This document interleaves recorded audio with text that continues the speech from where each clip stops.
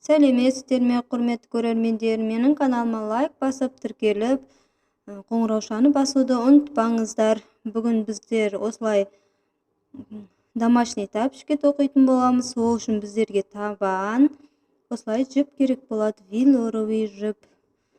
Айналдырып тоқимыз. Осы табанның өзінің жіптері болады. Сол жіптеріне бір жіптің арасына екі петлядан тоқып, айналдырып тоқып шығамыз.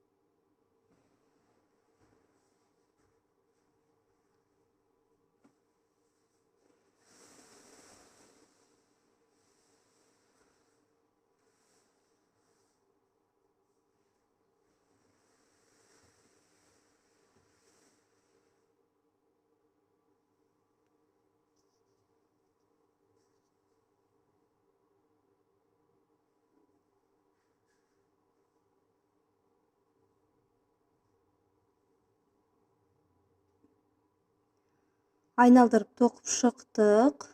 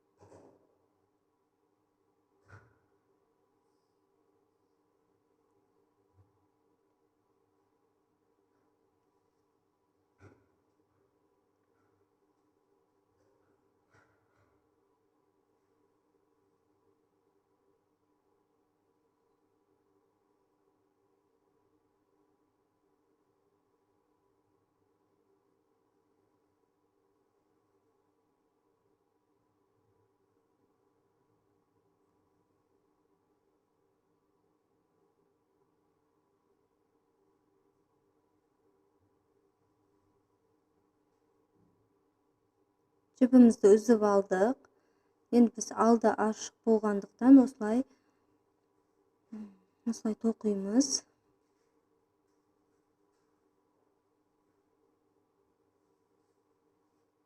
Петля аламыз.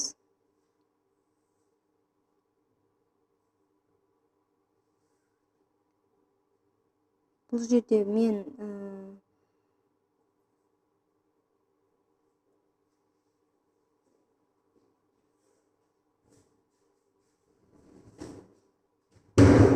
өздеріңіз аяқ өлшемдеріңізге қарай петляны аласыздар. Мен 10 петля алғанмын мына жерде. Бұлай өлшеп көресіздер осылай.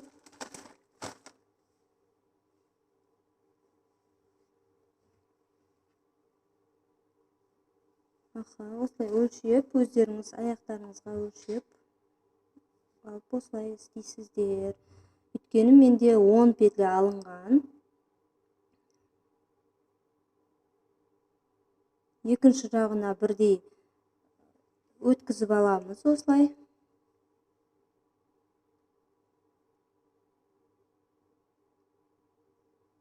Қисық болып қалмасын, сіздер ровно сызып алыңыздар.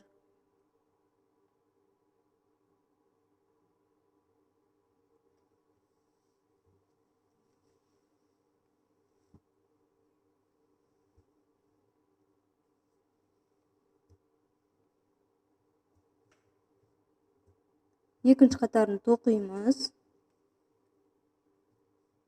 Екінші қатарында әр петляның ішінен екі столбик без накидін тоқып шығамыз.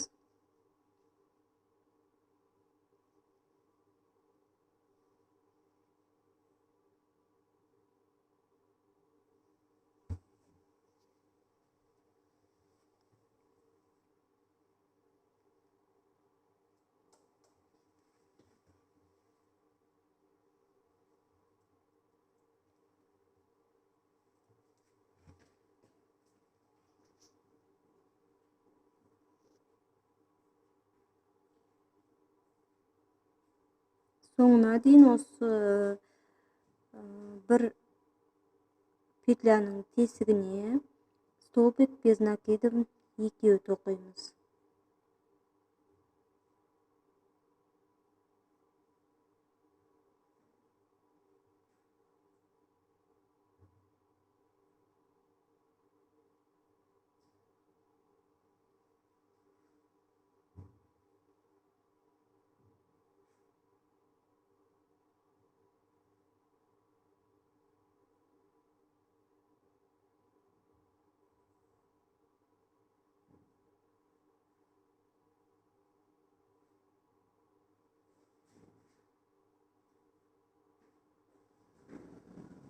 Шыпты бер жағына алып алдық. Жіп сіздерде қатты болып қалмау керек, бос тұру керек.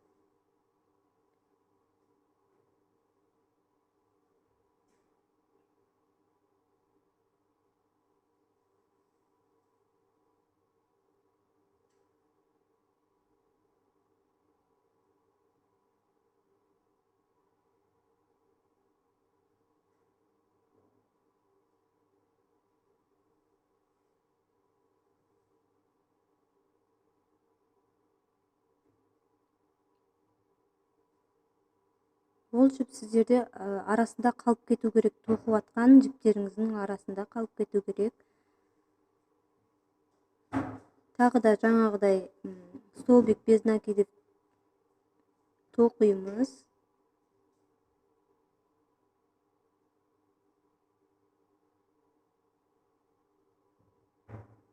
Келесі қатар бізде жаңағы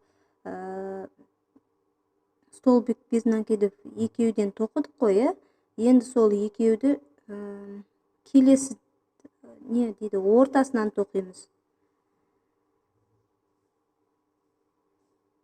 Шахмат тәрізді қылып столбик без накидін тоқимыз.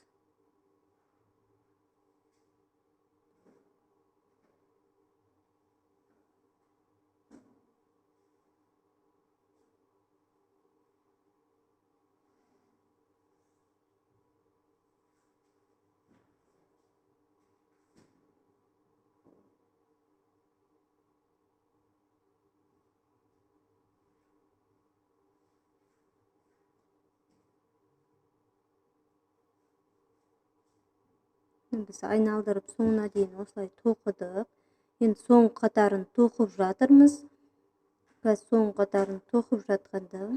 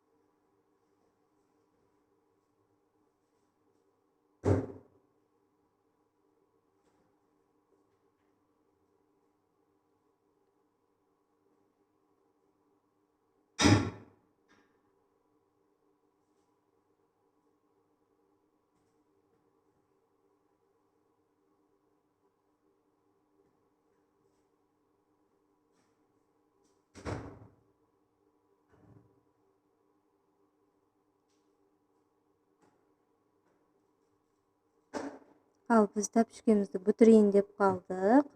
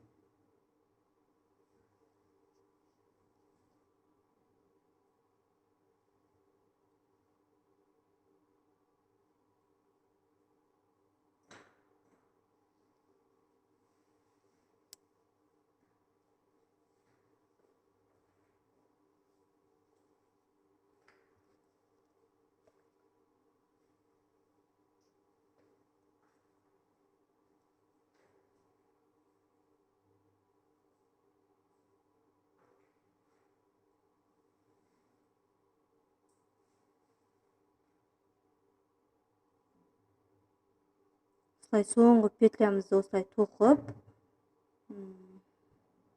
қазір көресіздер, осылай ішіне қаратып кіргізіп тоқып жібереміз біздер.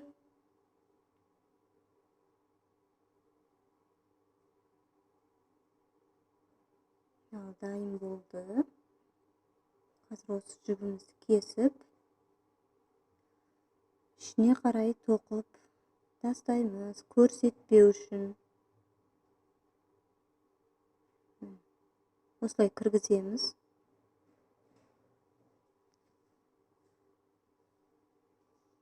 Ішіне қарай бекітіп тігеміз.